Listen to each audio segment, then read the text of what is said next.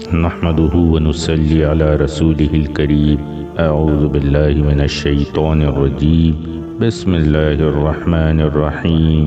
رب اشرح لي صدري ويسر لي امري واحلل عقدة من لساني يفقهوا قولي۔ بسم اللہ الرحمن الرحیم۔ انسان کی زندگی کی جو خوش قسمتیاں ہیں، پہلی چیز تو یہ ہے کہ ماں باپ اس کی تربیت دینی اصول و ضوابط کے مطابق کریں، اس کو ایک اچھا نیک دیندار انسان اور مسلمان بنائیں۔ یہ سب سے بڑی خوش قسمتی ہوتی ہے، کیونکہ ایسا انسان، لڑکا ہو لڑکی ہو، جس کی تربیت کر رہے ہیں ماں باپ، اگر اس کے دین کے اصول و ضوابط کے مطابق اس کی تربیت کی ہے تو یہ یقینی طور پہ خود ماں باپ کے لیے بھی، خود اپنے لیے بھی، سارے انسانوں کے لیے بھی یہ انتہائی مفید اور کارآمد بنتا ہے، اور آخرت کے اعتبار سے خود بھی یہ یقینی طور پہ انشاءاللہ نیک بخت اور خوش قسمتی ہی انشاءاللہ اس کا مقدر بنے گی۔ تعلیم و تربیت کے عمر سے نکلنے کے بعد جب یہ شادی کا فیصلہ کرتا ہے انسان، وہ اس کے ماں باپ کی طرف سے ہو فیصلہ یا خود لڑکے لڑکی کی طرف سے ہو، جو خود بااختیار ہوتے ہیں، خود مختار ہوتے ہیں، وہ خود اپنی نکاح کا فیصلہ کرتے ہیں، تو اس کے بارے میں ہمارے پیارے رسول صلی اللہ علیہ وسلم نے نکاح کے بارے میں باقاعدہ ہدایت دی ہے کہ،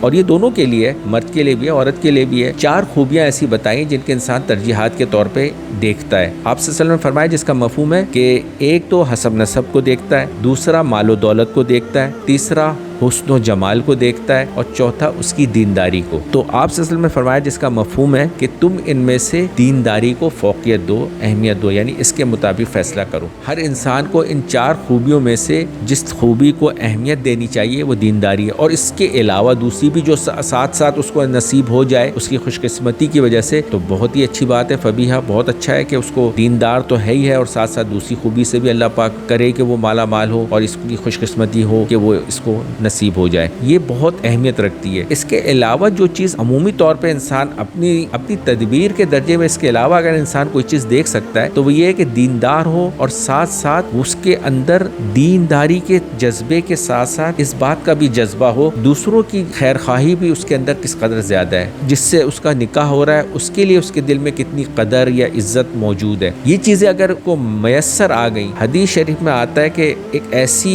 مرد کے لیے بھی وہ بیوی جو کہ نیک ہو، صالح ہو، تو دنیا میں جتنی بھی خیر کی چیزیں ہیں، جتنی بھی اچھائیاں ہیں، جتنی بھی نعمتیں ہیں، بھلائیاں ہیں، ان میں سے آدھی نعمتیں، آدھی خیر، آدھی بھلائی تو ایک نیک بیوی کا مل جانا ہے، تو یہ ایک بہت بڑی نعمت ہے۔ اور یہ اسی صورت میں ممکن ہے کہ حضور صلی اللہ علیہ وسلم کی اس نصیحت کو، اس ہدایت کو ملحوظ رکھتے ہوئے سب سے بڑی ترجیح جو ہے وہ دینداری کو سمجھے۔ اس کے ساتھ ہی پھر یہ ساری نعمت مل سکتی ہے انشاءاللہ، کہ وہ اور اعتبار سے بھی اس کے لیے مفید اور کارآمد ثابت ہو، دنیا کی خیروں کو بھی لے کے آنے والی اور آخرت کی بھی خیر کا سبب اور ذریعہ بنے۔ تو اللہ پاک سے دعا بھی مانگنی ہے خیر کی، اور ساتھ ساتھ جب بھی یہ فیصلے جو بھی لیں وہ ان باتوں کو ضرور اہمیت دیں۔ ہمارے پیارے رسول صرف اور صرف ہماری خیر خواہی چاہتے، ایک ایک بندے کے لیے، ایک ایک بندی کے لیے، اس امت کے ہر بندے اور بندی کے لیے رسول اللہ صلی اللہ علیہ وسلم جیسا خیر خواہ نہ اس سے پہلے اللہ نے کبھی پیدا کیا، نہ کبھی قیامت تک پیدا ہوگا۔ ہماری ساری بھلائیوں کے خواہش مند اور حریص محمد عربی صلی اللہ علیہ وسلم، اگر ہم ان کی تعلیمات کو اور ان کی ہدایات کو اہمیت دیں گے اور اس کے مطابق ہم اپنی زندگی کے فیصلے کریں گے تو یقینی طور پہ دنیا کی زندگی بھی ہماری گھاٹے کا شکار نہیں ہوگی، کسی قسم کا نقصان کا شکار نہیں ہوگی، دنیا کی بھی عزت، راحت اور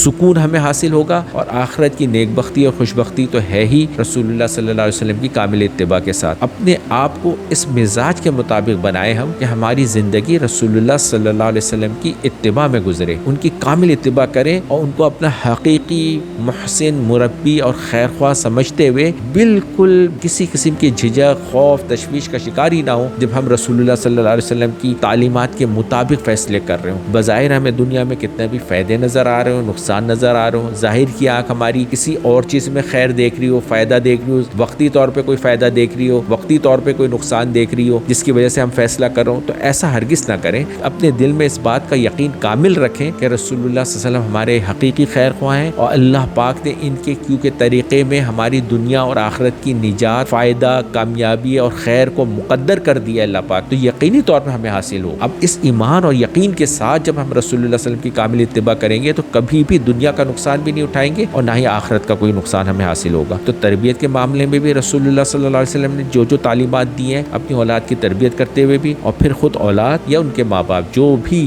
نکاح کے لیے جو بہت بڑا فیصلہ ہے، میں بار بار کہہ رہا ہوں یہ بات کہ کہ یہ بہت بڑا زندگی کا فیصلہ ہے، دنیا میں بھی اثر انداز ہوتا ہے، آخرت میں بھی اثر انداز ہوتا ہے، اس میں بھی ہم رسول اللہ صلی اللہ علیہ وسلم کی تعلیمات کو بہت زیادہ اہمیت دیں۔ اللہ پاک ہمیں عمل کی توفیق دے۔ وما علینا الا البلاغ المبین۔